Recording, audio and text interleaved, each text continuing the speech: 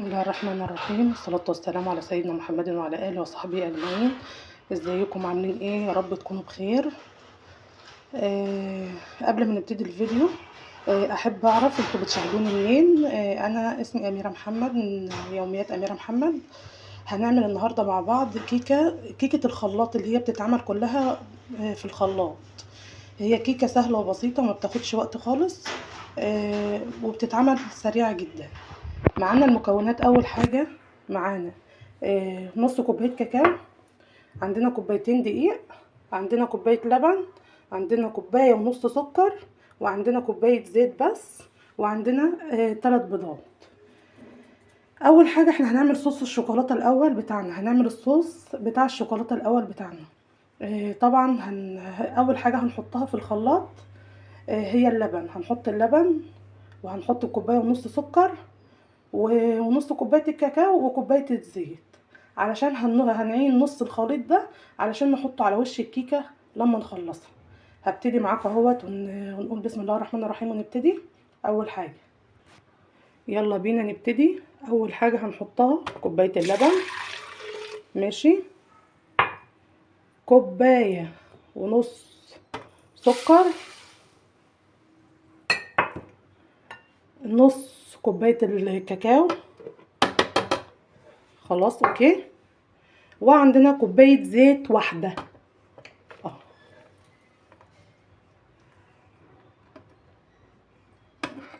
طبعا الكيكه قبل ما هنعملها في حاجات كمان لسه هتتحط، اللي هو البيكنج باودر ما حطيناهوش، وفي شويه خل هنحطهم في الاخر، وفي الفانيليا.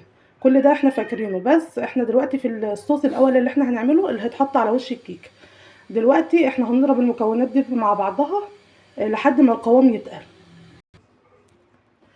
بصوا بقى، بعد ما ضربنا الخليط في الخلاط، بصوا قوام الخليط عامل ازاي، شايفين المنظر وتقيل ازاي. هناخد نصه بس عشان نحطه ايه على الكيكه بتاعتنا. عايزه اقول لكم ان ممكن انتي تقلي كمان القوام بشويه زيت، يتقل اكتر من كده، ماشي، بس ده علشان هنسقي بيه الكيكه. بصوا القوام عامل ازاي، ما شاء الله عليها ازاي. احسن صوص شوكولاته ممكن تعمليه، ماشي. هنبتدي بقى المرحله اللي بعد كده، ان احنا هناخد البيض ده، لان البيض خلاص ده بتاع الكيكه، احنا الصوص كنا عايزينه علشان نعمل بيه الحاجه. هنحط بقى البيض ده في نص الصوص تاني، نص الصوص اللي احنا سبناه، وهنكمل بقيه الكيكه بتاعتنا. عشان كده بنسميها كيكه الخلاط الواحده. كل مكوناتها بتتعمل في الخلاط، ماشي. هنحط البيض بقى، وهنحط الدقيق، وهنحط البيكنج باودر وكيس الفانيليا، وهنضرب كله في الخلاط برضو. وهنعمل ايه، هنشوف هنعمل ايه تاني. دي احلى كيكه ممكن تعمليها، وسهله وسريعه، بتعمليها في 5 دقايق ومش بتحتاج منك مجهود. هنا انا حطيت البيض بتاعنا اهوت ال3 بيضات، وهنحط كيس فانيليا عشان زفرة البيض طبعا ده شيء اساسي. هنضرب بقى في الخلاط كويس.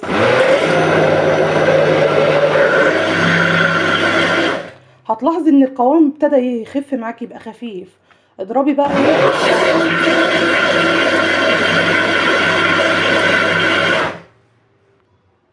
هنيجي بعد كده بعد ما ضربنا البيض والفانيليا، معانا الدقيق بتاعنا اول كوبايه، وهنخلط، وهنحط الكوبايه التانية اهو، كله بالترتيب اهو يا جماعه، علشان تبقى ايه عارفين الكيكه بتتعمل ازاي وسهله ازاي. هنجيب ايه بقى، هنحط كيس البيكنج باودر بتاعنا اهو، كيس بيكنج باودر اهو، كيس واحد. وابتدي برضه اضرب المكونات دي مع بعضها.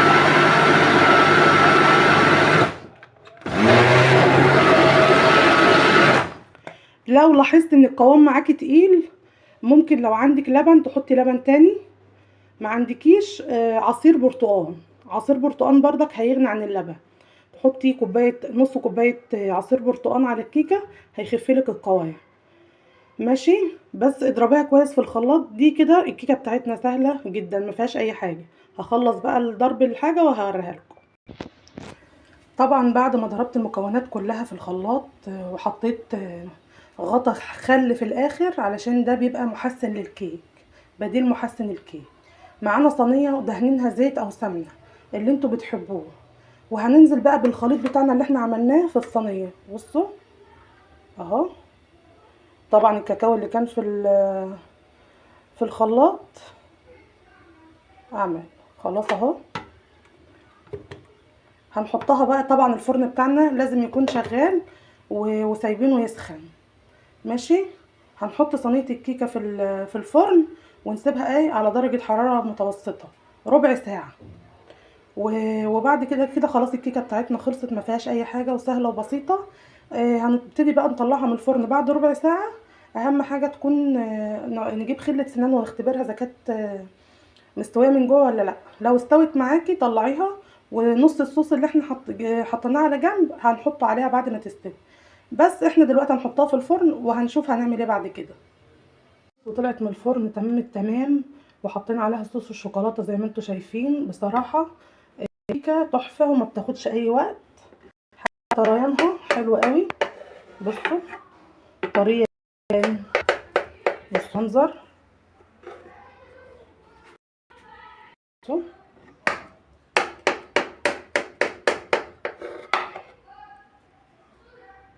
حلو قوي الكيكه ديت، تنفع في اي وقت بقى. لو جالك ضيوف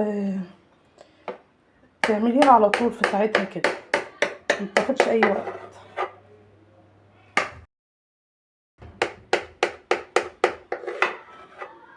وبكده الكيكه بتاعتنا خلصت وبالهنا والشفا. هطلعها بقى، هطلع حته على طبق علشان نشوف شكلها وان هي هايشه من جوه وعامله ازاي.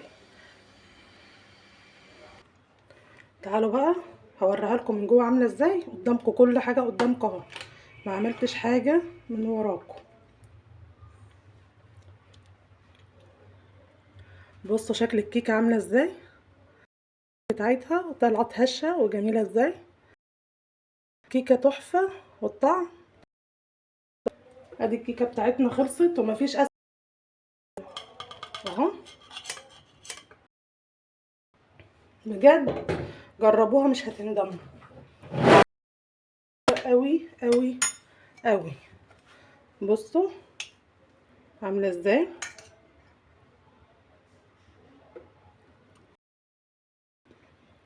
في الطعم تحفه بجد. الخلاط كل المكونات في لا عملنا مواعين ولا عملنا حاجه، في الخلاط كله. وبكده الكيكه بتاعتنا خلصت. لو وصلتوا لحد هنا ما تنسوش تعملوا اشتراك للفيديو، اشتراك في القناه، وفعلوا يوصلكوا كل جديد.